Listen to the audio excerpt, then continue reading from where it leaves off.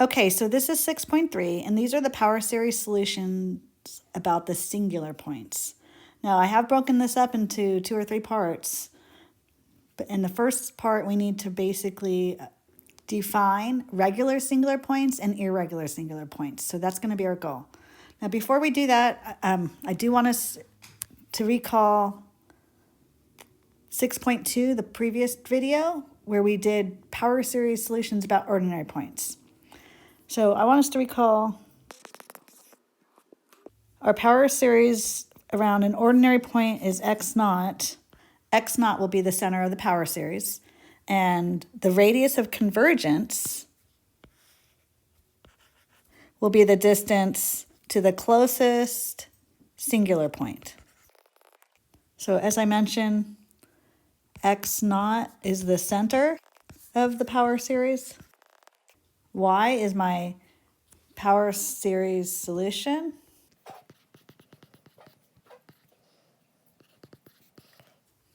So you can see here, it's a power series. And my x minus x naught is less than the radius, is my radius of convergence for my power series. And here, x naught is ordinary. So it's centered around an ordinary point that we defined, which also y basically solves the second order dE equation.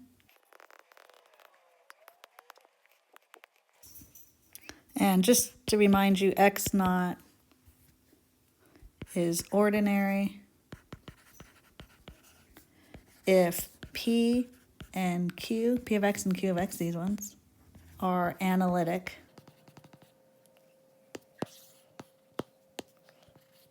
At x naught. Now, analytic can be written, if it is analytic, it can be written, let me write that out a little bit better.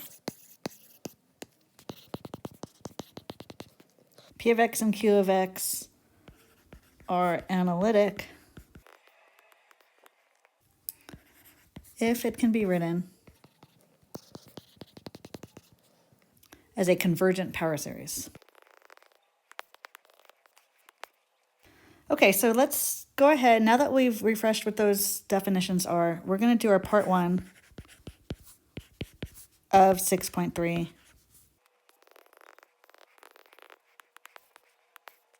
We're going to start off with the definition.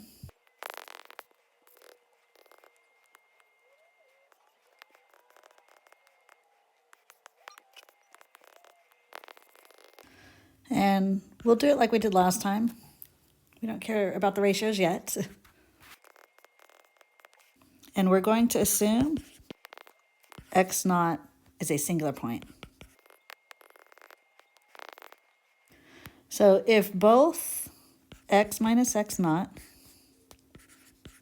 times p of x and x minus x naught squared times q of x, if these expressions are analytic, meaning they can be written as a convergent power series, then x naught is called a regular singular point. Otherwise, it is called, if it's not a regular singular point, yeah, it's an irregular singular point. And let me highlight these words: regular singular point, irregular singular point. And again, that's if both these expressions are analytic. A couple notes here.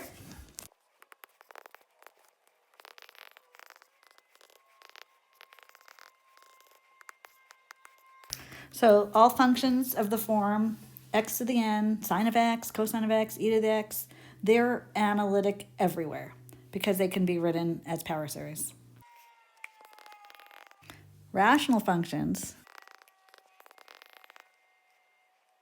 So rational functions, p of x over q of x, are analytic everywhere, and sometimes even when q of x is equal to 0.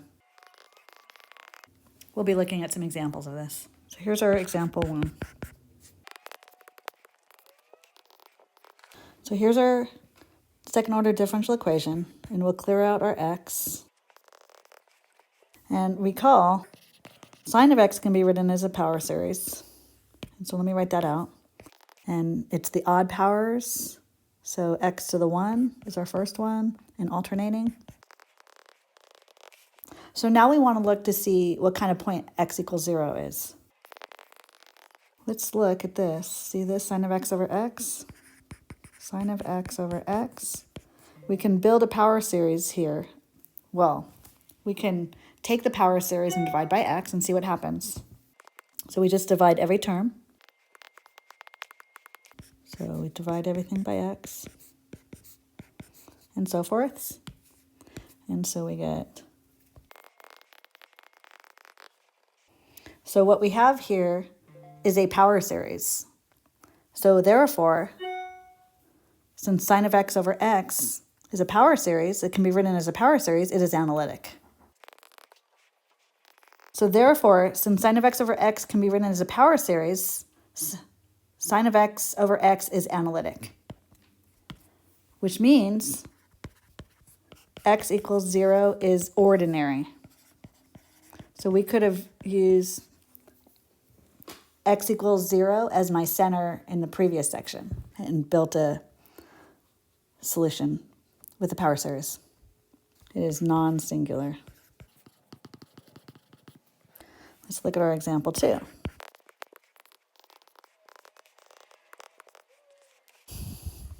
So again, we're looking at x equals 0. Is it singular or ordinary? And if it's singular, what kind of singular point is it? Is it regular singular or irregular singular? So we're going to do the same thing. We're going to recall cosine of x is the power series with the odd even powers. So it starts with 1, alternating also. And so now we're going to build cosine of x over x, or try to build it. And even though over here, starting at the second term, it works out nicely, we do have a problem there. So therefore, x equals 0 is singular. So now we have to determine if it's regular singular or irregular singular. So just to remind you, if both of these are analytic, then it's a regular singular point. If they're not, then it's an irregular singular point.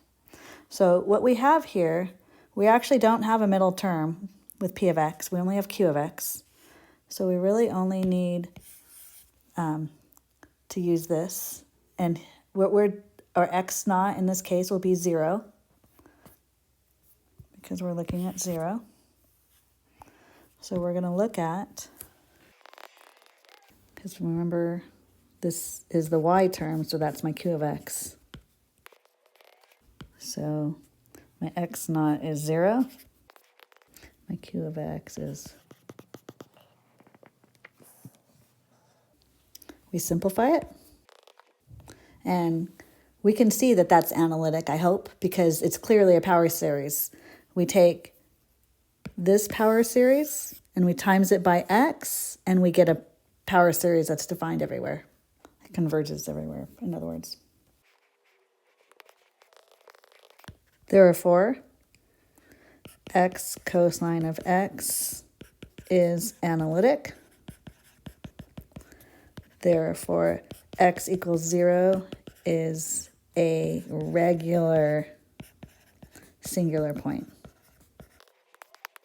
And that's what we're going to be needing. That's the kind of singular point that we're going to need in order to build a power series solution around a singular point. That's why it's important. One more example. Hopefully you can see where this is going. It's my last point that I haven't looked at an example of. So x equals 0 is my point that I want to classify. Since cosine of x over x was singular, definitely cosine of x over x to the third is going to be singular also. For this, we're just dividing here by more x's. It's not going to be defined. So we do have x equals 0 is singular. And so now we're going to look at x squared q of x. Oops, I forgot to put my 0 there. So it's x squared cosine of x over x to the third, which is cosine of x over x, which we know is not analytic because we did this already right here. Cosine of x over x has a problem point, so it's not, you can't build it as a power series, so therefore it's not analytic. So therefore, x equals 0 is an irregular singular point. Okay, so that's the last example. So now what we're going to do, we're going to look at another example though, but we're going to classify all the singularities of the following DE. We'll call it example 4.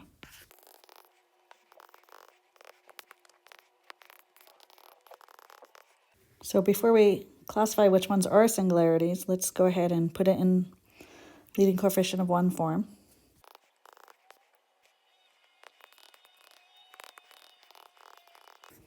I want to factor that in the denominator.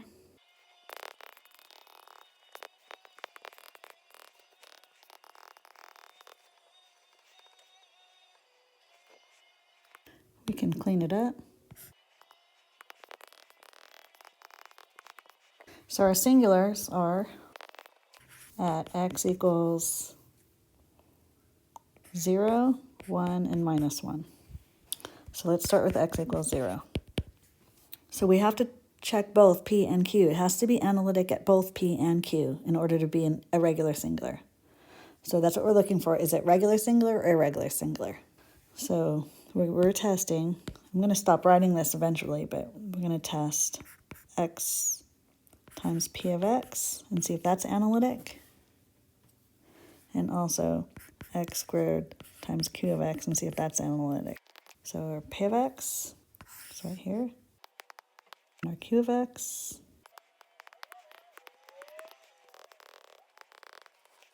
So we have a problem here, okay? Here it's not, but remember it has to be analytic for both. So at 0, it's 0 in the denominator, so therefore it is not analytic at x equals 0.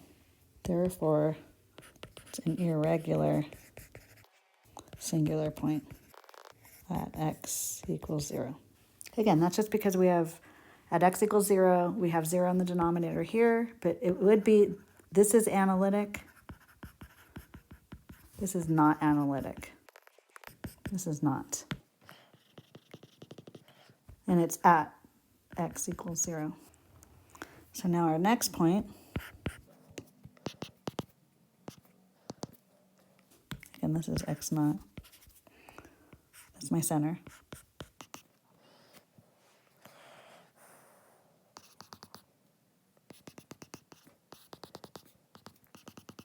So p of x, and then q of x.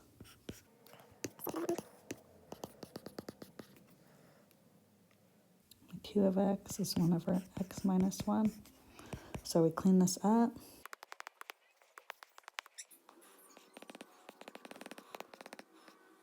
So here on this one, we can see at 1, it's not 0 in the denominator on either one of them. So this one and this one, they were both analytic. So therefore, x naught equals 1 is a regular singular. Last one. Again, so we're going to test.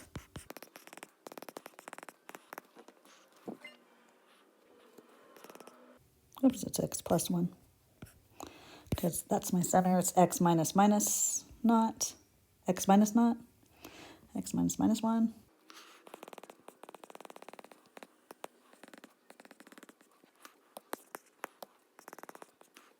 Put q of x. It's 1 over x minus 1.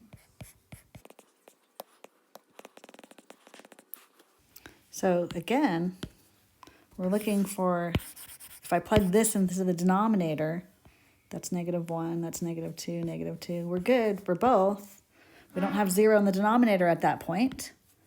So same answer. Yes. Not yes. We're classifying it. So therefore is regular singular. And that's the end of this part 1. Our part 2, we will cover the theorem of Frobenius, and it'll help us build a power series around these regular singular points.